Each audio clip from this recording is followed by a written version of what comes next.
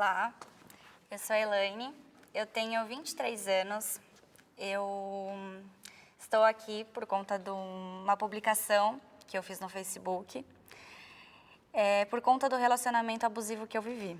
Na minha infância inteira, eu sofri com a minha mãe. A minha mãe, ela tinha uma vida assim muito difícil ao lado do meu pai. Então eu vi criança, violência doméstica dentro da minha casa. E a minha mãe passou por isso durante 20 anos da vida dela, quase o tempo da minha idade. E eu, por ter acompanhado toda essa história da minha mãe, eu nunca achei que eu ia passar por algo parecido da minha mãe, porque eu sempre incentivei a minha mãe a ir na delegacia. Quando criança não, porque eu não entendia, mas quando eu fui atingindo a minha adolescência, eu queria que minha mãe pudesse dar um fim em tudo que ela vivia. Então, é muito difícil eu entender o porquê eu passei por isso, tendo o maior exemplo e tão perto dentro da minha casa, a minha mãe. O meu ex-namorado, eu tinha um relacionamento, a princípio, maravilhoso. Ele fazia todas as minhas vontades, ele estava comigo assim, para tudo. Ele era aquela pessoa que eu nunca tinha conhecido igual. Achava que era o amor da minha vida. Para a gente começar a ter um relacionamento assim abusivo foi primeiro nas agressões psicológicas, que essa para mim é a pior. Porque a agressão psicológica, ela fica marcada na nossa vida, a gente nunca vai esquecer disso. Porque eu tenho na minha cabeça que as agressões que eu sofri física passaram, mas a agressão psicológica ela não passa. Você está com aquilo na mente, você depois não é difícil de você confiar de novo em uma pessoa nova. Você tem medo, você tem é sem explicação assim a definição para você conseguir entender o que isso traz dentro de você, o que isso te prejudica.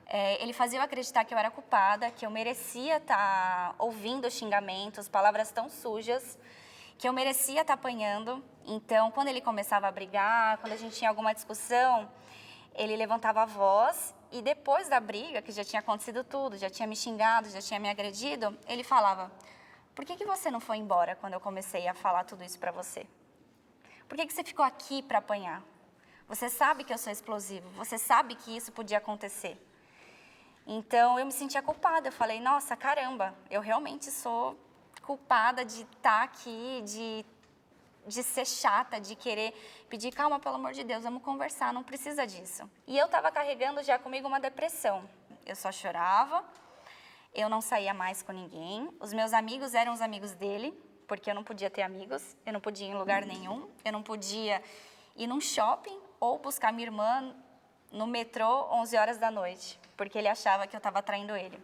Ele achava que eu saí, falei que ia pegar meu carro para ir até buscar minha irmã e não era, que eu ia trair ele.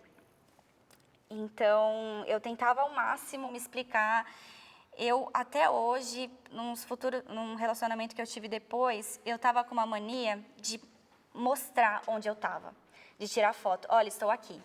Eu queria provar onde eu estava, porque com ele tinha que fazer assim. Com ele eu precisava mandar áudio, com ele eu precisava mandar vídeo, com ele eu precisava fazer de tudo para ele acreditar onde eu estava.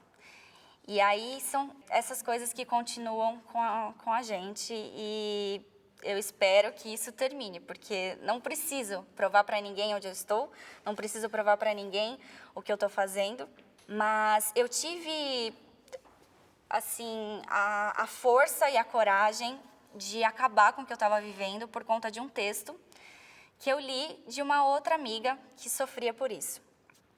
E eu não tinha muitas amigas para poder conversar, porque a gente acaba sendo vista como trouxa. Então, as amigas falam pra gente, nossa, cansei de você. Eu sofria calada, eu chorava sozinha, na minha casa eu não contava porque eu tinha vergonha. Eu sabia que seria a pior coisa para minha mãe saber que a filha dela estava passando pelo que a mãe passou. Então, diversas vezes eu ficava no meu carro, chegava em casa do trabalho, ficava na garagem chorando, para não subir para casa chorando e encontrar minha mãe. e não conversava com ninguém. E aí esse texto da minha amiga foi, assim, a melhor coisa que podia ter acontecido. Eu li, era um relacionamento que ela teve, que ela descreveu só com agressão psicológica, não tinha agressão física, mas eu me identifiquei. Então, eu tive a força daí.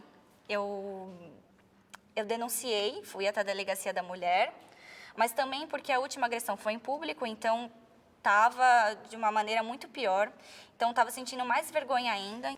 E depois disso, eu estava achando que não era o suficiente. Eu precisava desabafar, eu precisava contar para as pessoas, eu precisava ajudar mais mulheres, eu precisava que todos os meus amigos que estavam me vendo diferente soubessem o que eu estava passando.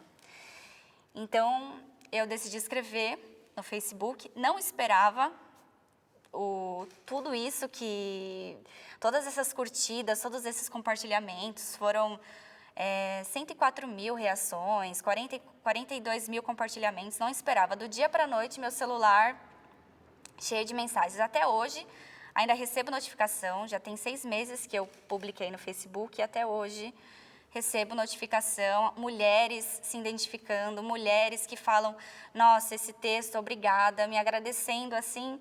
E eu não sou assim, eu sou uma mulher, eu sou uma menina, acabei de virar mulher. E eu não esperava que eu podia, com a minha idade, com a minha pouca idade, com a minha história, eu poderia ajudar mulheres de 20 anos de agressão, mulheres de casadas, mulheres com filho. A minha publicação no Facebook, ela foi publicada em outros países, eu vi que foi traduzido em sites do México.